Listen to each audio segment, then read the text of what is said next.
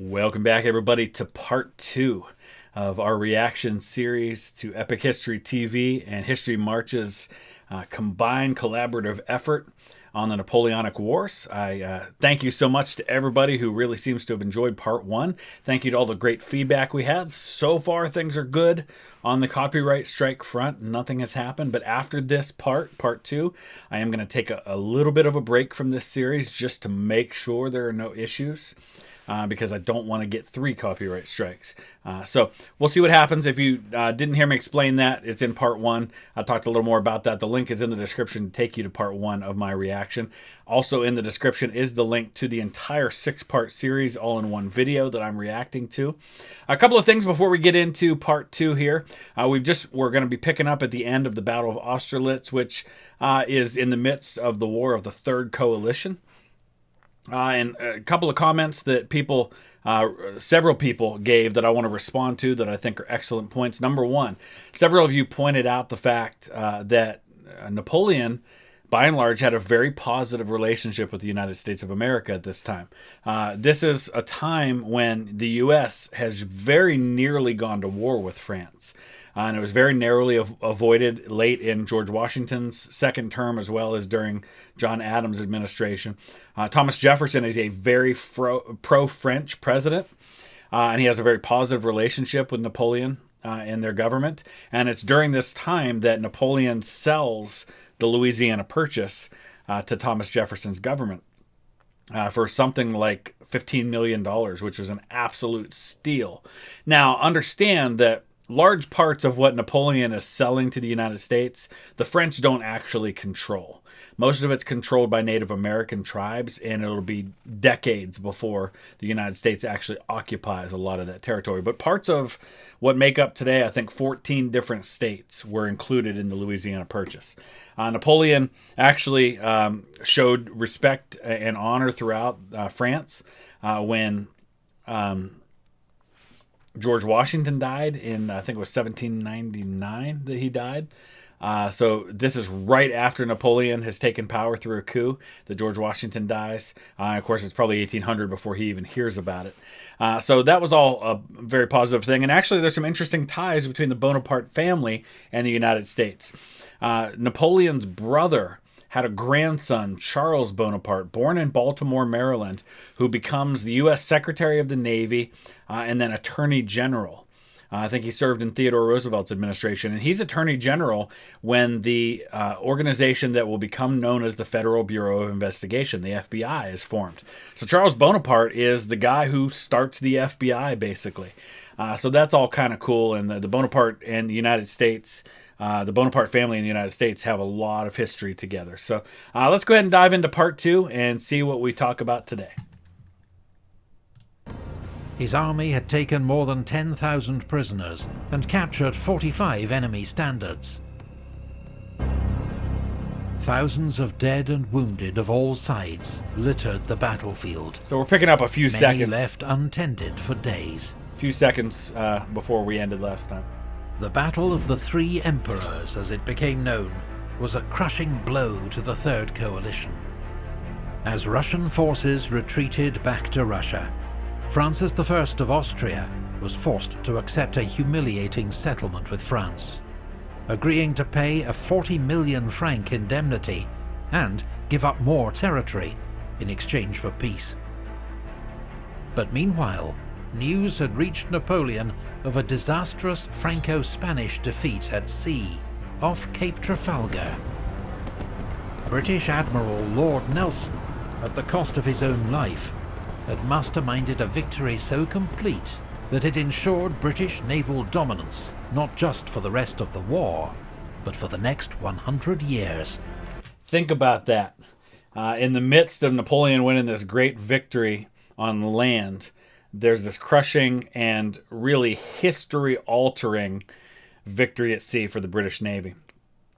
This is why Lord Nelson and the Battle of Trafalgar is remembered so fondly in Britain, because for the next 100 years, much of what they're able to do as an empire goes directly back to the Battle of Trafalgar and the absolute naval dominance that it provides for them after that. I believe that Nelson, the sarcophagus that he's in, was actually originally made for Henry VIII and never used for him, and it ends up eventually being used for Lord Nelson. So to this day, fondly remembered as one of the great heroes of British history, and for a good reason. Britain, master of the sea. Napoleon, unbeatable on land. The whale and the elephant, neither able to challenge the other in its own domain.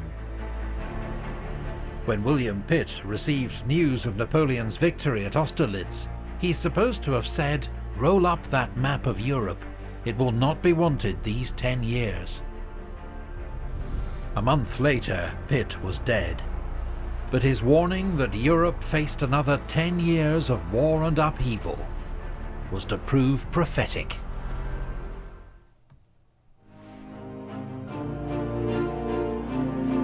In December 1805, at the Battle of Austerlitz, Napoleon Bonaparte, Emperor of the French, won a crushing victory against the joint forces of Austria and Russia. Napoleon now dominated Europe, able to hand out spoils as he saw fit. In February 1806, he sent an army led by Marshal Massena to overthrow the King of Naples, who had dared to side with his enemies, and gave his throne to his own brother Joseph instead. Another brother, Louis, was made King of Holland. And it was his brother Joseph, I think, is the grandfather of Charles Bonaparte, who we were talking about a few minutes ago, that becomes an influential member of the United States government. I believe that the throne of Naples eventually goes to one of Napoleon's marshals who had married into Napoleon's family. I'll have to look that up because I can't remember for sure. Yeah, so it was Joachim Murat, who 2 years after Joseph Bonaparte is made King of Naples, he's made King of Naples. He's married to Napoleon's younger sister, Caroline. Murat eventually has to flee the country. Actually, first of all, he eventually switches sides when he realizes the only way he can hang on to his throne is to turn against Napoleon. So late in the Napoleonic Wars, he actually turns against Napoleon, switches sides, but he's eventually overthrown, captured, and executed because for treason, basically, against Naples. So interesting story there, but I'm sure we'll get to some of that. His German allies, Bavaria and Württemberg, were elevated to the status of kingdoms, while Napoleon made himself protector of the Confederation of the Rhine, a new alliance of German states that would contribute 60,000 troops to his army. In recognition of the new reality, Emperor Francis of Austria formally dissolved the Holy Roman Empire, founded by Charlemagne 1,000 years before, but now without influence or purpose. So this is, when you hear during World War II talk about the Third Reich, that is considered to be the First Reich. And that's 1,000 years of history. Boom, you're done. I mean, this is one of the major turning points in world history when the Holy Roman Empire is dissolved. And this starts to set the stage for eventually what will happen later in the 19th century and eventually the creation of the German Empire. Austria had been humiliated. France remained at war with Britain, Sweden and Russia. But in the summer of 1806, all eyes were on Prussia.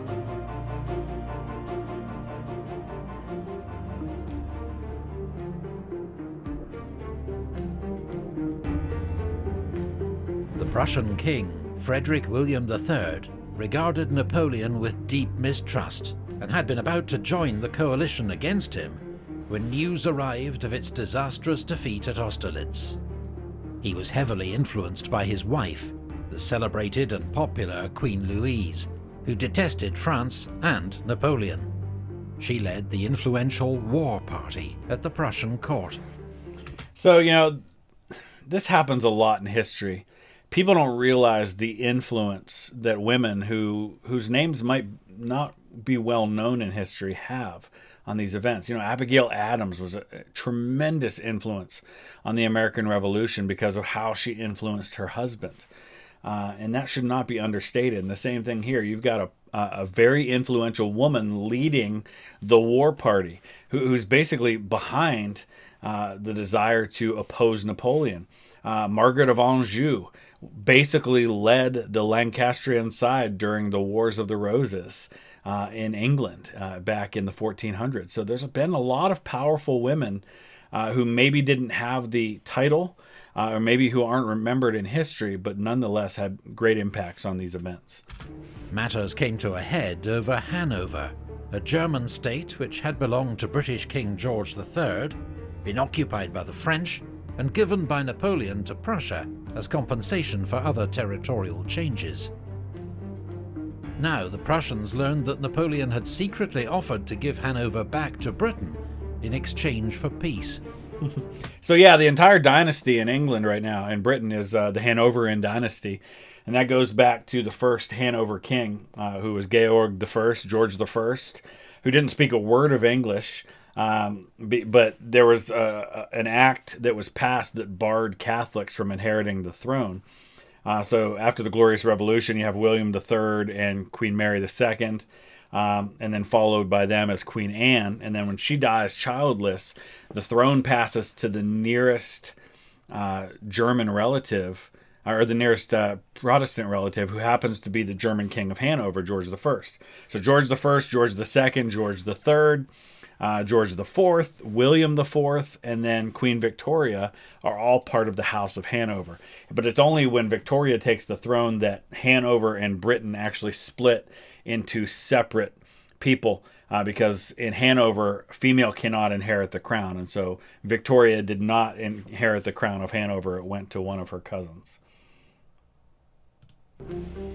Frederick's advisors now persuaded him that war was the only honourable course. But Prussia then made a basic strategic blunder, sending an ultimatum to Napoleon without consulting its new allies in the Fourth Coalition. Their forces were too far away to help Prussia, who would now face Napoleon's Grande Armée with just the small state of Saxony for support.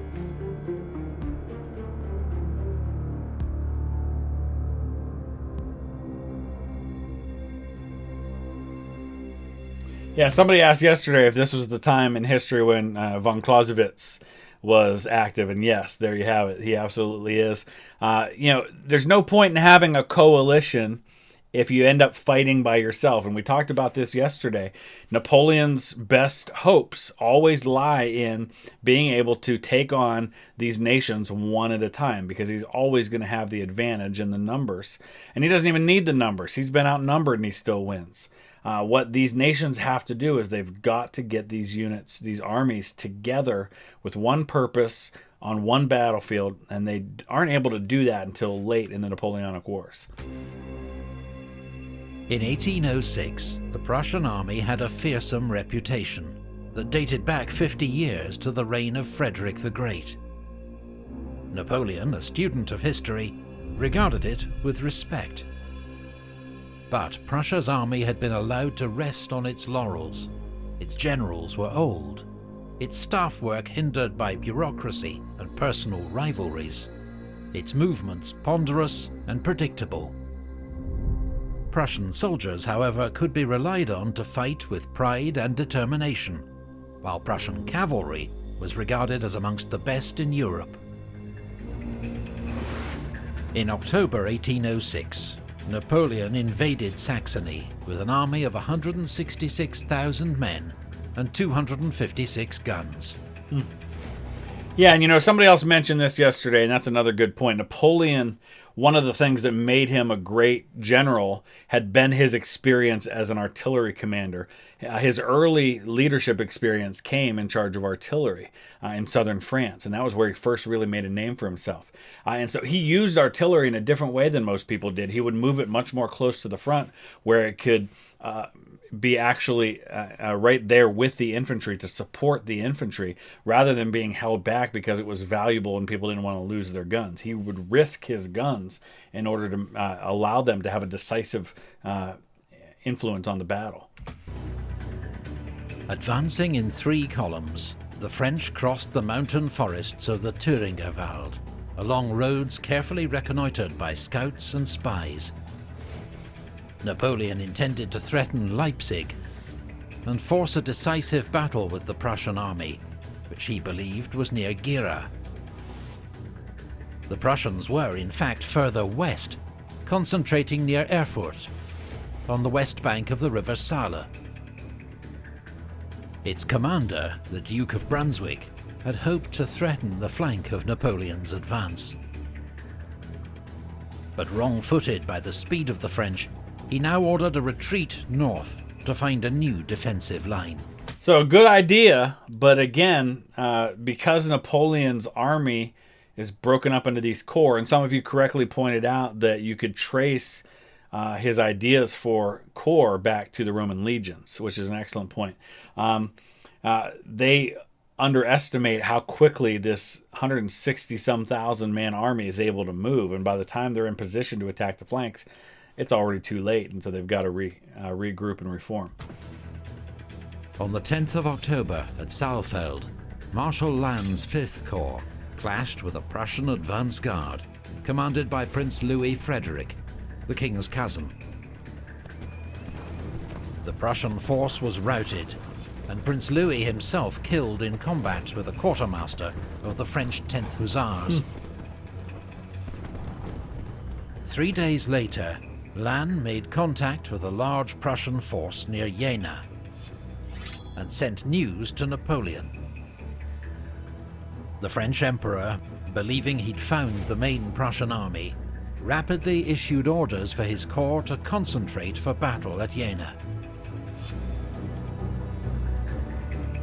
Bernadotte's 1st Corps and Davout's 3rd Corps were to cross the Saale and fall on the Prussian flank from the north. But Napoleon was wrong. Happens.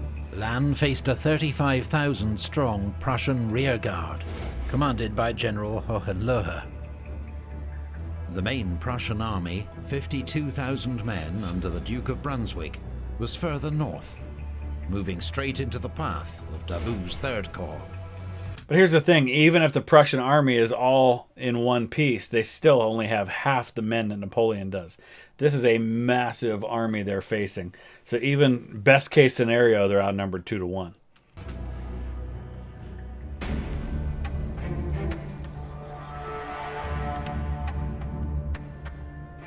Yep. The Battle of Jena began at 6:30 a.m. on the 14th of October, in thick fog. Marshal Lannes' 5th Corps already had a toehold on the plateau west of the town and river. His first task was to drive back the Prussians and win room for the rest of the French army, arriving by the hour, to deploy. His infantry led the way, and fierce fighting broke out for the villages of Cospeda, Krosewitz and Lützeroda. Meanwhile, Augereau's 7th Corps advanced through a ravine, emerging onto the plateau on Lannes' left flank, while Soult's 4th Corps climbed steep tracks to form on his right. Now the fog lifts. Napoleon joined Lannes in the center of the battlefield, organizing a 25-gun battery to support the attack on Vierzehnheiligen. The village was won, but then lost to a determined Prussian counterattack. So you can see here there's a bit of a salient right here where they've kind of advanced real far, and if they were able to, the Prussians could maybe throw some troops in there to break that. I just don't think they've got the manpower to do it.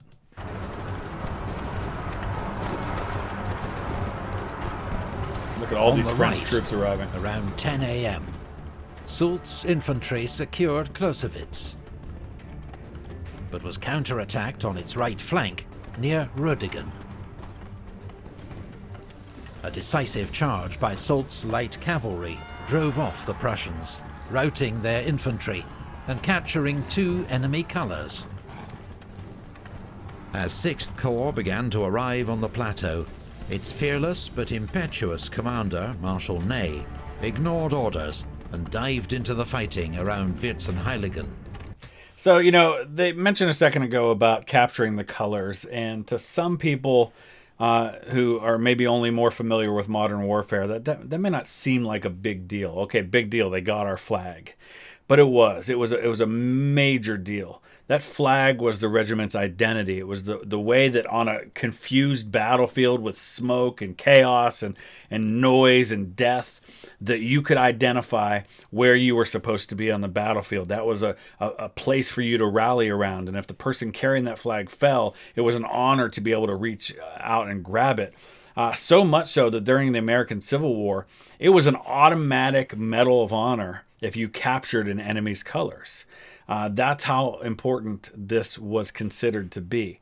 So they mention that kind of in passing, and it might not seem like a big deal, but when they talk about Napoleon capturing 45 enemy standards at the Battle of Austerlitz, that was insane, and that was a really, really big deal. Becoming briefly cut off by a Prussian counterattack and having to be rescued by Guard cavalry.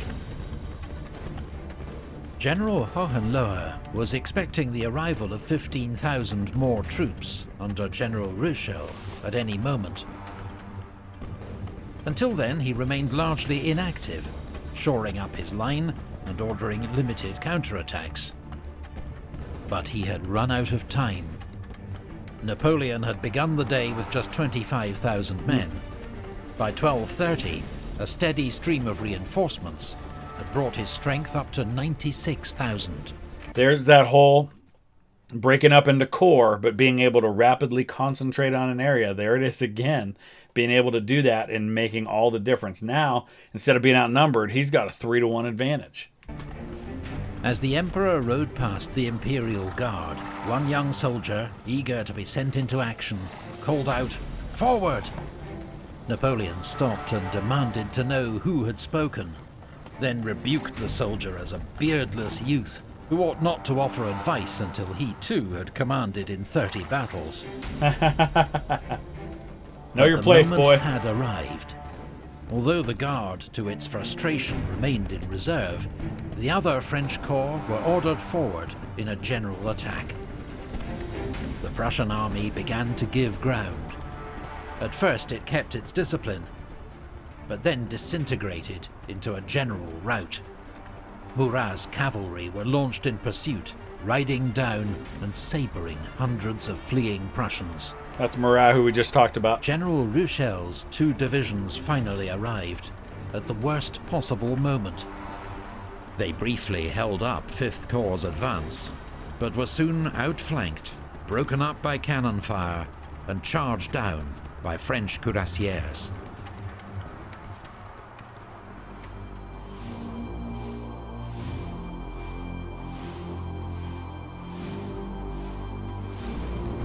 Meanwhile, 12 miles to the north, near Auerstadt, Marshal Davout was marching southwest, expecting to fall on the Prussian left wing at Jena. Instead, he encountered the Duke of Brunswick's main Prussian army, heading north to take up new positions. Davout's 3rd Corps, 27,000 men and 48 guns, outnumbered, was about to face odds of 2-to-1. While Bernadotte's 1st Corps, which had orders to support Davout, was nowhere to be seen.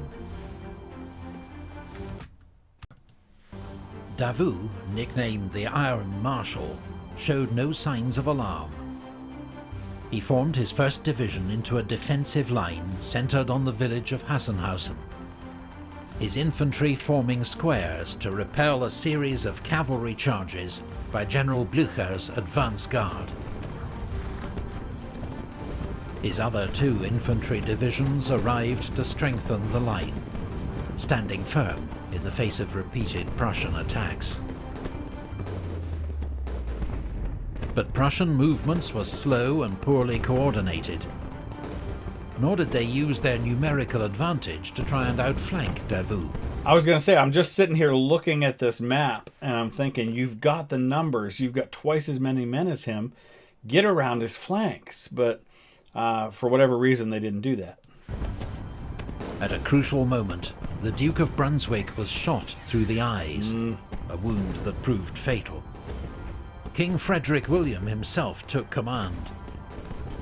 Several Prussian units remained uncommitted, but the king, convinced he faced the main French army under Napoleon, dithered.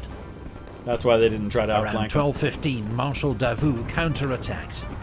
The Prussian army turned and fled. Wow. What a victory.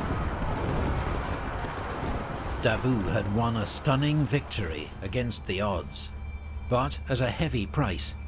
His corps suffered 25% casualties, 1 man in 4 killed or wounded, while inflicting twice as many losses on the Prussians. Incredible.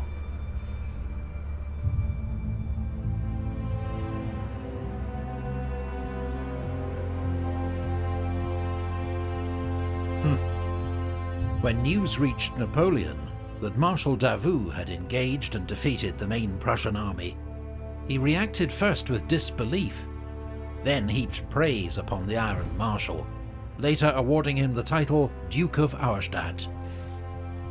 So, yesterday, some of you in your posts correctly pointed out, hey, you know, this wasn't just Napoleon.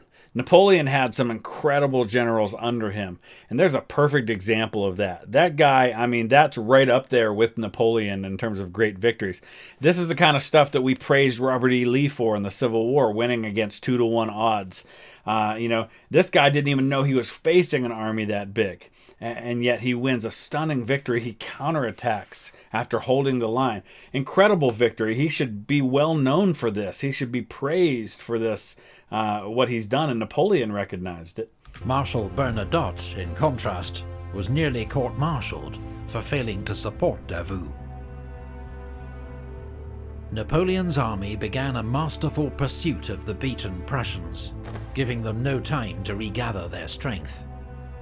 2 weeks after the twin battles of Jena-Auerstadt, Napoleon's troops, led by Davout's heroic Third Corps, entered Berlin.